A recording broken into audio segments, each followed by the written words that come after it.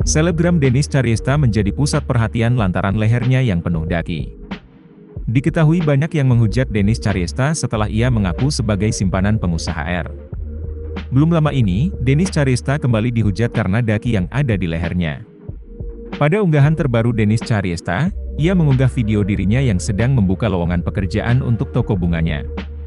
Denis yang hobi memakai pakaian terbuka itu sontak membuat netizen salah fokus. Netizen pun langsung menghujat Denis lantaran usai putus dengan RD menjadi dekil.